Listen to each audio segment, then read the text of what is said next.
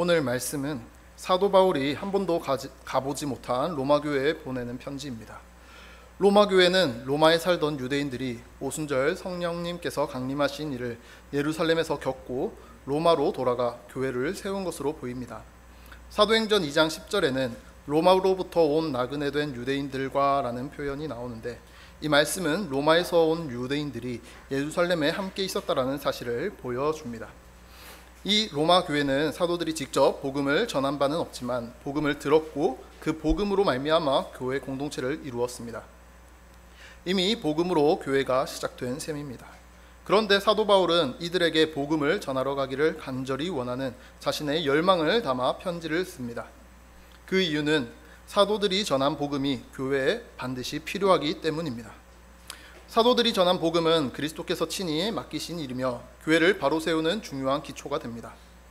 로마 교회는 복음을 전혀 모르는 것은 아니었지만 그 기초가 아직 단단하지 않았습니다. 그래서 이방인을 위한 사도로 부름받은 사도 바울은 로마에 가서 복음을 전하고 교회를 견고히 세우려고 그런 마음을 담아 편지하고 있습니다. 오늘 말씀을 통해 복음으로 세워지는 교회가 어떤 모습을 가져야 하는지 세 가지로 살펴보겠습니다. 첫 번째는 믿음으로 순종한다입니다. 바울은 5절의 말씀을 통해 자신이 은혜와 사도의 직분을 받은 이유를 분명하게 밝힙니다. 그로 말미암아 우리가 은혜와 사도의 직분을 받아 그의 이름을 위하여 모든 이방인 중에서 믿어 순종하게 하나니. 그가 이 사실을 얼마나 중요하게 생각했던지 16장 26절에서도 다시 이야기합니다. 영원하신 하나님의 명을 따라 선지자들의 글로 말미암아 모든 민족이 믿어 순종하게 하시려고. 이렇게 편지의 처음과 끝에 동일한 표현을 반복해서 복음을 아는 것뿐만 아니라 믿어 순종하게 하는 것이 얼마나 중요한지 보여주고 있습니다. 또한 믿어 순종하는 일을 목적으로 이 편지를 쓰고 있다는 사실을 처음과 끝에 분명히 밝히고 있습니다. 바울이 믿음으로 순종하는 원리를 강조하는 데에는 분명한 이유가 있습니다. 로마 교회는 사도들이 전한 복음이 없이 시작되었고 지금까지 제대로 복음의 질서를 잡아줄 교사 역시도 없었습니다. 그래서 그 교회에는 다양한 문제들이 있었습니다. 유대인과 이방인 사이에 갈등이 있었고 로마서 곳곳에 구약의 율법과 할례 그리고 정결규례 등 유대인의 전통을 따르려는 유대 그리스도인들과 율법을 지키지 않고 자유로운 복음의 삶을 따르려는 이방인 그리스도인 사이에 갈등들이 있습니다. 또한 자기 의를 기준으로 남을 판단하기도 하며 복음의 본질을 오해하여 은혜를 더하기 위해 죄를 더 지으려는 시도도 있었습니다. 위에 세운 권세에 대한 문제도 믿음이 강한 자와 약한 자들 간의 갈등도 있었습니다. 바울은 복음의 기초가 부실하여 생긴 여러 문제들을 바로잡기 위해 복음이 무엇인지 그리고 그 복음을 믿어 순종하는 원리가 무엇인지를 차근차근 설명합니다. 먼저 복음이 무엇인지부터 밝힙니다. 복음은 선지자들을 통하여 미리 약속하신 하나님의 아들에 대한 이야기입니다. 바울은 이렇게 이야기합니다. 이 아들에 관하여 말하면 육신으로는 다윗의 혈통에서 나셨다. 하나님의 아들, 이 육신으로는 다윗의 혈통으로 나셨다라는 것입니다. 하나님의 아들이신 예수님께서 실제로 이 땅에 사람으로 오셨으며 다윗의 후손으로 태어나셨다는 말입니다. 이 사실은 성경 전반에 걸쳐 여러 차례 증언되었습니다. 특히 마태는 아브라함과 다윗의 자손 예수 그리스도의 세계라 말하며 이 혈통의 계보를 강조합니다. 그런데 예수님이 하나님의 아들이심은 혈통보다 더 분명한 방식으로 드러났습니다. 바로 부활입니다. 바울은 이렇게 전합니다. 성결의 영으로는 죽은 자 가운데서 부활하사 능력으로 하나님의 아들로 선포되셨으니. 예수님은 하나님의 아들이시지만 사람의 몸을 입고 오셨고 자신을 거부한 이들에 의해 죽임을 당하셨습니다. 그러나 하나님께서는 그분을 다시 살리셨고 이 부활 사건을 통해 예수님이 참 하나님의 아들이심을 드러내셨습니다. 이 일을 증거하신 분이 성령님이십니다. 성결하신 성령님께서 죽은 자 가운데서 살아나신 예수님, 바로 그분이 하나님의 아들이시라는 것을 보여주신 것입니다. 예수님은 다윗의 자손으로 오신 참된 사람이셨습니다. 그러나 성령께서 예수님을 하나님의 아들이라고 증언하셨습니다. 이는 곧 성령님께서 예수님의 부활을 통해 예수님께서 참 하나님이심을 인정하셨다라는 말입니다. 바울은 이를 통해 로마 교회 성도들에게 예수님은 참 사람이시고 또한 참 하나님이라는 사실을 이야기하고 있습니다. 그리고 바울은 바로 이 복음을 믿는 신앙이 단지 동의에 머물러서는 안 되며 반드시 순종으로 이어져야 한다고 강조합니다. 5절에 믿어 순종한다라는 이 구절이 바로 그것을 나타내고 있습니다.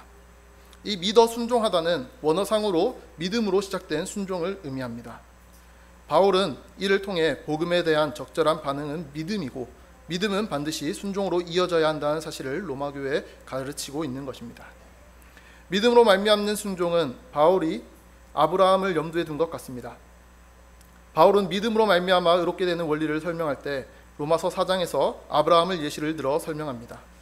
아브라함이 믿음으로 100세의 나이에 약속대로 자녀를 낳을 것임을 믿었고 또한 하나님께서 그 아들을 제사로 바치라 말씀하실 때도 믿음으로 순종하며 나아갔습니다.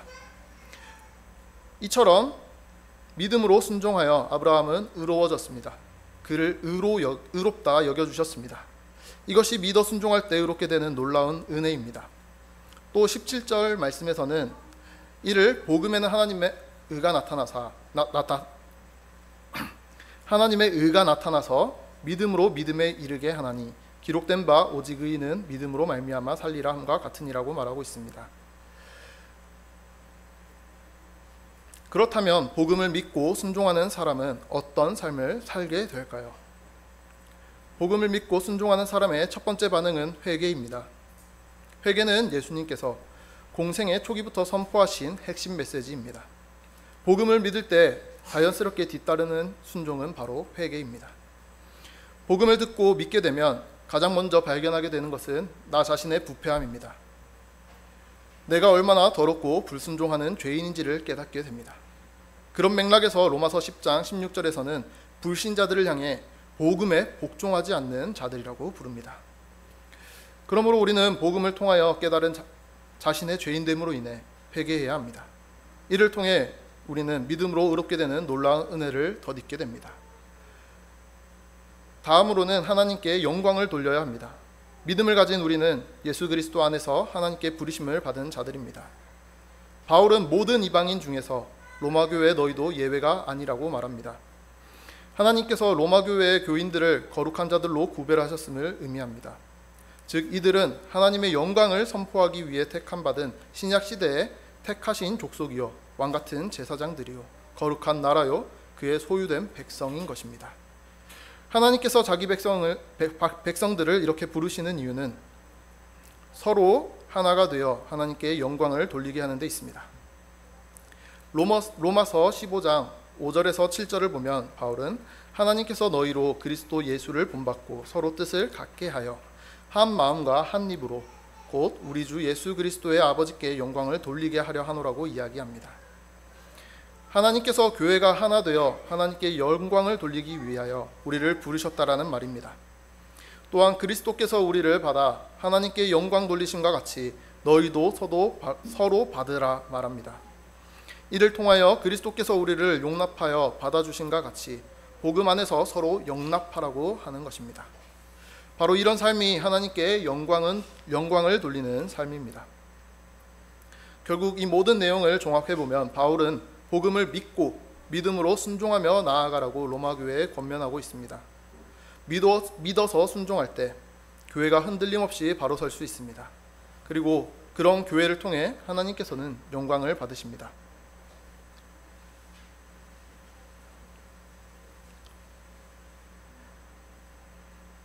복음으로 바로 서는 교회의 두 번째 모습은 신령한 은사로 피차 아니함을 얻는다입니다. 함께 오늘 본문 11절과 12절을 읽어보겠습니다. 11절과 12절입니다. 내가 너희 보기를 간절히 원하는 것은 어떤 신령한 은사를 너희에게 나누어 주어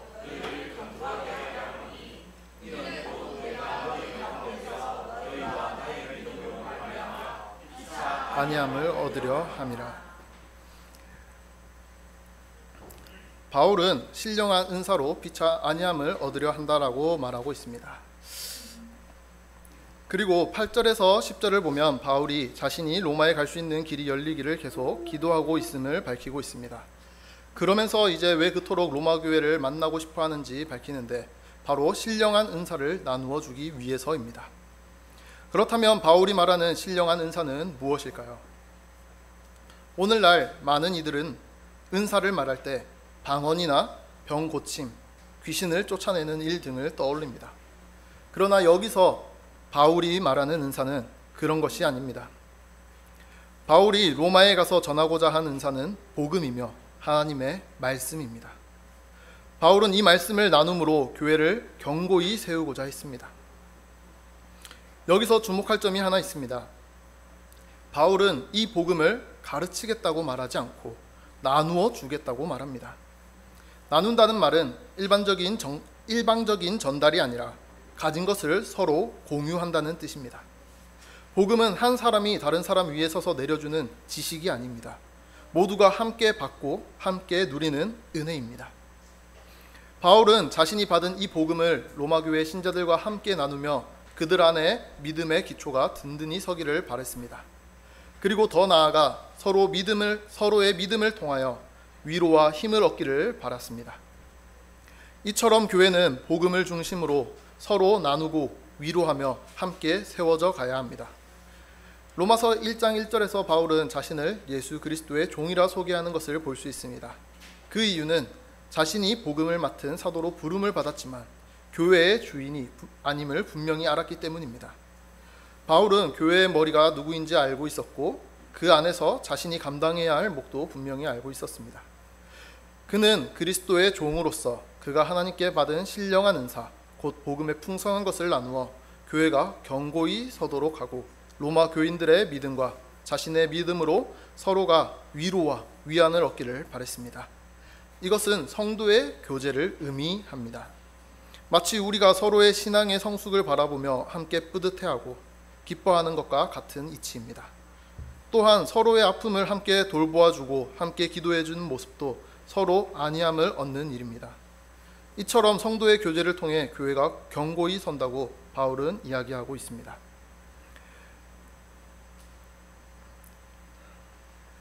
바울은 이와 같이 로마 교회의 믿음이 온 세상에 전파되었다는 소식을 듣고 감사하는 모습을 볼 수 있습니다.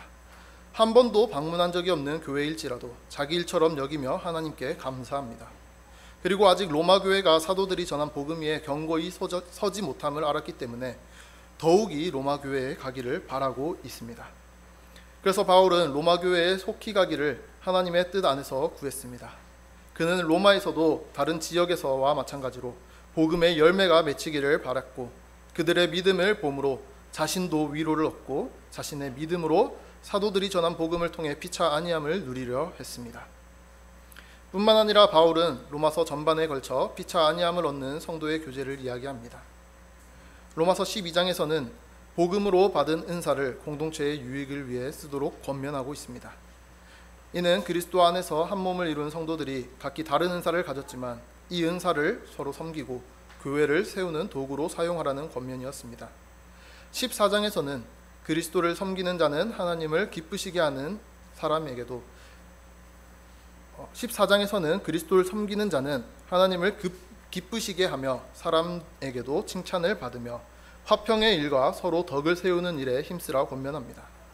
또한 15장에서는 강한 자나 약한 자나 서로 기쁘게 하고 덕을 세우라는 권면과 마음을 같이하여 하나님께 영광을 돌리라는 권면을 하고 있습니다.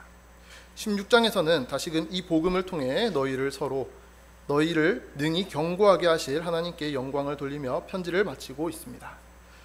결국 바울은 복음 위에 교회의 기초를 놓고 그 위에서 성도들이 서로 위로와 믿음을 나누며 교회를 든든히 세워가는 모습을 그리고 있습니다. 로마 교회가 그런 교회가 되기를 바라는 마음이 이 편지 곳곳에 담겨 있는 것입니다. 복음으로 바로 서는 교회의 세 번째 특징은 복음을 부끄러워하지 않는다입니다. 바울은 로마에 가서 복음을 전하기를 원한다고 말하면서 자신은 복음을 부끄러워하지 않는다고 선언합니다. 겉보기에는 뜬금없는 선언처럼 보일 수 있지만 이는 당시 복음에 대한 인식과 깊은 관련이 있습니다. 당시 유대인들은 나무에 달려 죽는 것을 신명기 21장 23절 말씀에 따라 저주와 부끄러운 것으로 여겼습니다. 유대인에게는 십자가의 복음은 부끄러운 것이고 저주의 상징이었다면 헬라인에게 복음은 미련한 것이었습니다. 로마에서 십자가의 형벌은 가장 악한 죄수에게 내려지는 벌입니다. 그런 십자가에 달린 예수를 믿으라고 말하는 복음은 그들에게 조롱거리이며 미련한 일이었습니다. 바울은 이처럼 복음을 거절하거나 조롱하던 사람들을 예로 들며 복음이 모든 믿는 자에게 구원을 주시는 하나님의 능력이라 선언합니다. 원래 바울은 어떤 사람이었습니까? 그는 복음을 따르는 자들을 박해하고 복음을 부끄러워하던 자였습니다. 그러나 복음을 경험한 바울은 자신에게 유익하던 모든 것을 다 배설물과 같이 여기며 예수 그리스도의 십자가 외에는 결코 자랑할 것이 없음을 고백하기에 이르렀습니다. 바울은 복음을 부끄러워하던 하던 자에서 이제는 복음을 자랑하는 자가 되었습니다. 그리고 이제 로마 교회에게 자신이 복음을 부끄러워하지 않는 그 이유를 설명합니다. 바울은 이 복음이 모든 믿는 사람을 구원하시는 하나님의 능력이기 때문이라고 말합니다. 구원의 순서로는 유대인이 먼저이고 그 다음이 헬라인이지만 복음이 미치는 능력 앞에서는 아무런 차별이 없습니다. 다만 복음을 듣고도 여전히 그것을 수치스럽게 여기거나 어리석다고 생각하는 사람은 스스로 하나님의 능력을 거부하는 것입니다. 그리고 이 복음에 관하여 바울은 먼저는 유대인에게라 이야기합니다. 예수님께서도 공생의 기간 중 가나안 여인과 만났을 때 나는 이스라엘 집에 잃어버린 양 외에는 다른 데로 보내심을 받지 아니하였노라 말씀하신 것과 같은 이치입니다. 복음이 먼저는 유대인에게 주어졌습니다. 그러나 유대인들은 그 복음을 외면하였고 예수님을 십자가에 못 박아 죽였습니다. 그 결과로 유대인의 거절로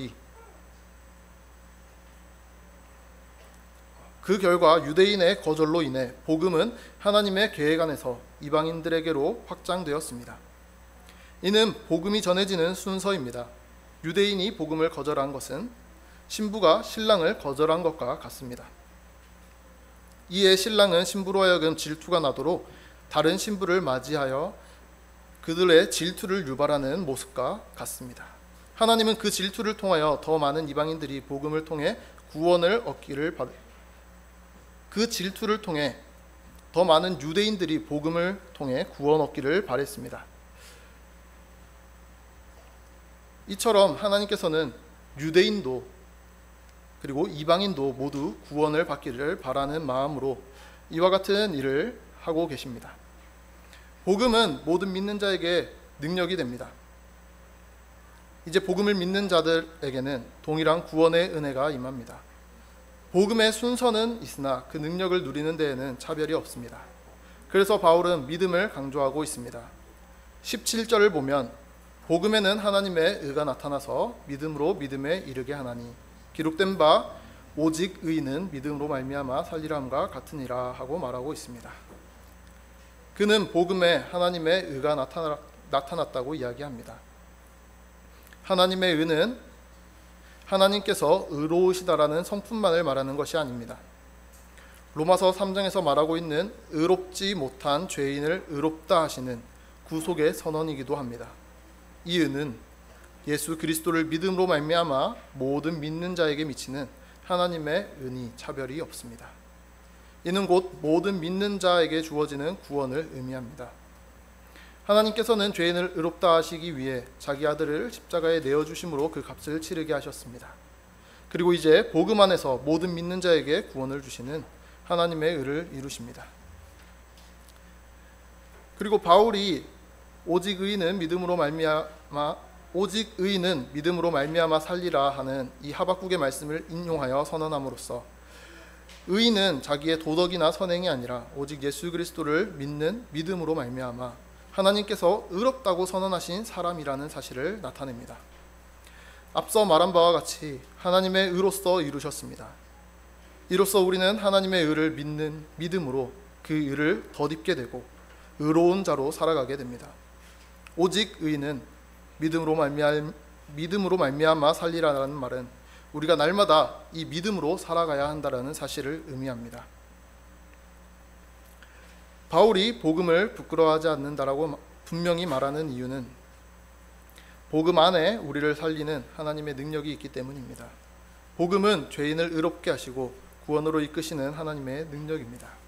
그래서 바울은 복음을 자랑하며 이 복음 위에 교회가 굳게 서기를 바랬습니다. 교회는 반드시 이 복음으로 세워져야 하며 이 복음 안에서 하나님의 능력이 드러나야만 합니다. 복음은 교회의 중심입니다. 복음이 선포될 때 하나님의 능력이 나타나고 하나님의 의가 드러나며 믿음이 자라나고 순종의 열매를 맺으며 교회는 견고히 서게 됩니다. 오늘 우리 교회가 복음 위에 서고 있는지 우리는 한번 생각해 보아야 합니다. 우리의 신앙과 공동체는 복음으로 말미암아 자라고 있는지 역시 생각해 보아야 합니다. 그렇다면 이제 우리는 복음을 부끄러워하지 않아야만 합니다. 세상이 볼 때 미련해 보이고 부끄러운 십자가일지라도 그것이 하나님의 능력이기에 우리는 이 복음을 자랑하며 나아가야 합니다. 믿음으로 말미암아 구원을 얻고 믿음으로 말미암아 살아가며 복음으로 서로를 안위하고 세우며 복음으로 하나님께 영광을 돌리는